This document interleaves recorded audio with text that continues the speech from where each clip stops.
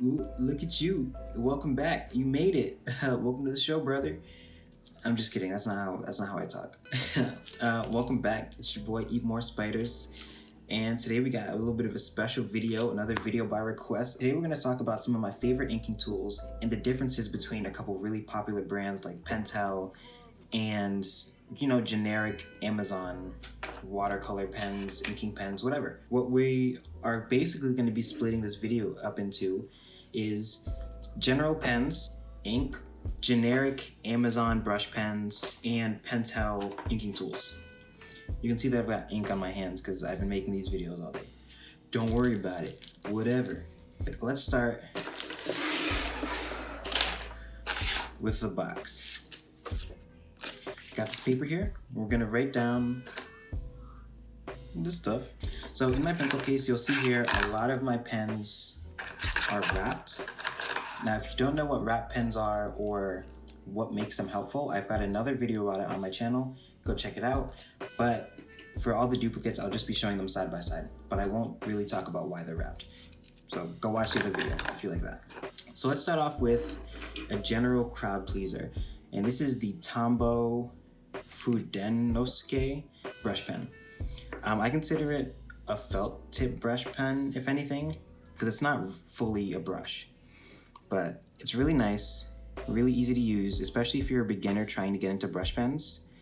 If you are a little bit intimidated by other brush pens, like the Pentel brush pen here that some artists like Kim Jung-gi or maybe Karl Kopinski might use, then this is a really good way to start out. It doesn't really leak through paper, so it's really good for sketchbooks, drawing on the go, and just other pieces you wouldn't want ink leaking through. The next is a Micron pen. So this isn't your standard Micron pen. It's actually, I want to say, an architectural drafting Micron. It was a little bit hard to find. I really found it on accident at my local art store. It's got a really pointed felt tip. So you're gonna get a straight, really loose line, but also you're also gonna get a little bit of a bend that you might get in something, again, like the Tombow. I like these as opposed to regular Microns just because they give you a little bit more flexibility in your line weight and line variation. So you can see here, depending on how you use it. I just feel like you're gonna get a little bit more of an interesting line than the traditional Micron pen. And I've actually got one here too, so I'll show you that comparison right now.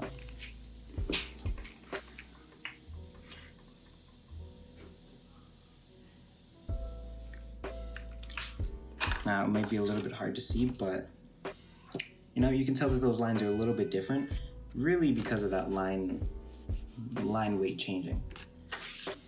Really good to use, especially if you're gonna watercolor over them or maybe use markers on top of drawings, because they don't bleed and they'll also rarely leak through your paper, which is a pretty good trait.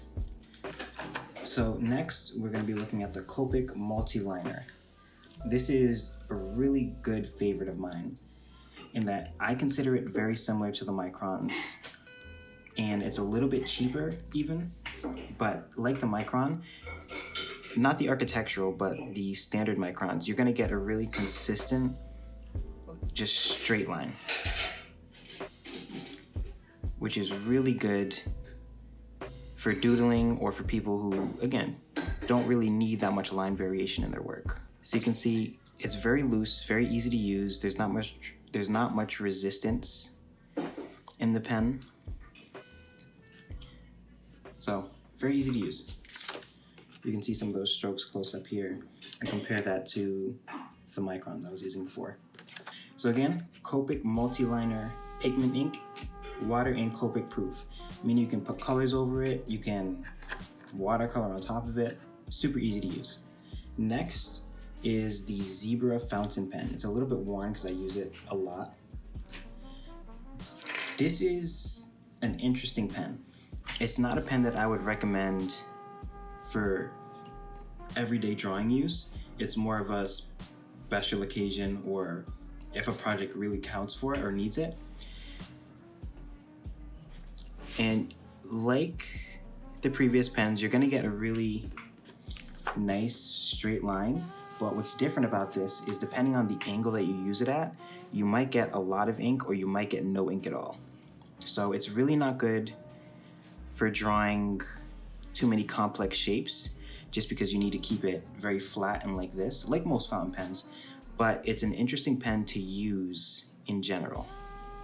Yeah, interesting pen in general to use. You can see I tried to turn it a little bit here and nothing came out on my paper. And again, that's the Zebra fountain pen. It's not really an art pen, just a generic fountain pen. Also really cheap, it was like $1.50 maybe. So next, we're gonna go over the Prismacolor Premier Brush Tip Marker.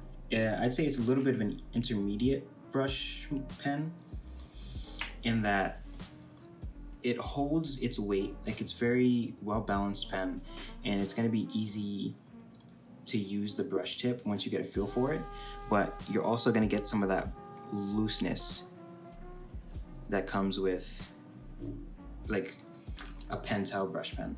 So you know, it's not as rigid as a Tombow, but it's also not as loose as say a Pentel. So if that's something you're looking for and you've had a little bit of experience with brush tip pens, then this is definitely something that could, you know, up your game a little bit.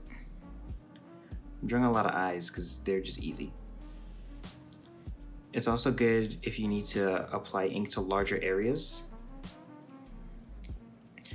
But while that's being said, I wouldn't use this pen to ink in or to fill in areas. You know, it's not a fill-in pen, it's more of a line work pen. But again, it's gonna give you a little bit more of that brush look. If I can get a good line here. See?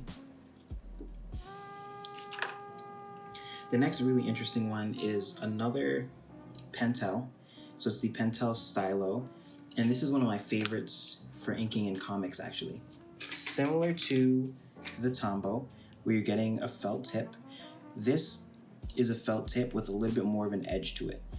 So it's not gonna bend as much, and it'll feel like a Micron, but it'll give you more variation in your line when you're using it, so it doesn't just feel like you're making a straight line. It adds a little bit of character to your line. So that is the Pentel Stylo. It's also really smooth. The weight feels really good. I like it. Next is a filler pen.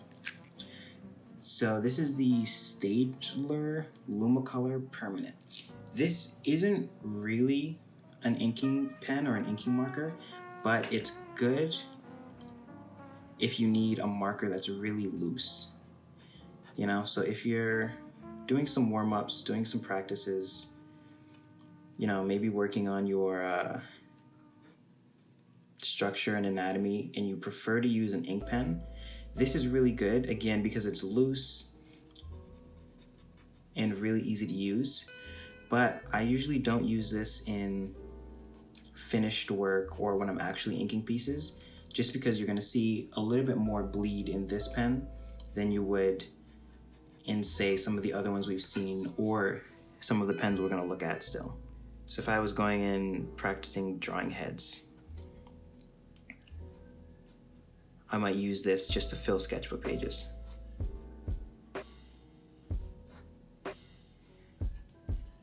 Because it's so loose, so easy to use. I consider it a pen that should be used to get the idea down, but not to finish. So I might do something like that. Got another Tombow here. Up next is the Pigma MB. This is a pen that's pretty similar to the Prismacolor, but on the opposite end of the spectrum. While the Prismacolor is a brush tip with a little bit more sturdiness behind it, the Pigma MB is the opposite. It's a brush tip that's very loose, very free-flowing, and great for filling in spaces. It's also very long, so it helps if you're learning how to use a brush pen and you need something that can help while you are transitioning into drawing with your elbow as opposed to your wrist, then this is really good because you can just make those really long, flip this over, really long, kind of broad lines. And this is a good pen for that. It also doesn't bleed very much. It is thick, so you might see it through thin paper, but it just doesn't bleed that much, which makes it really good. Now the last one of my pens that I'm gonna go over is the Le Pen Drawing.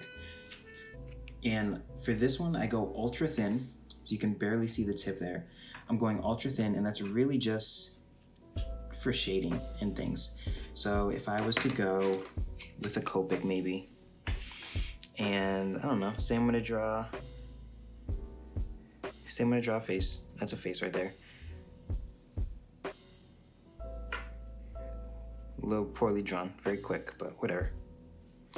Here's an ear. Well, I've got a face here. It's gonna be a little bit hard to see, but I'll zoom in. Because it's so thin, it really makes shading easy. And it's a great way to add those subtle lines to your pieces.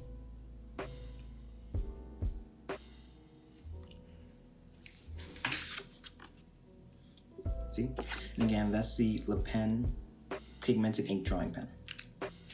So, those are all my pens. Check it out. Check it out. And now,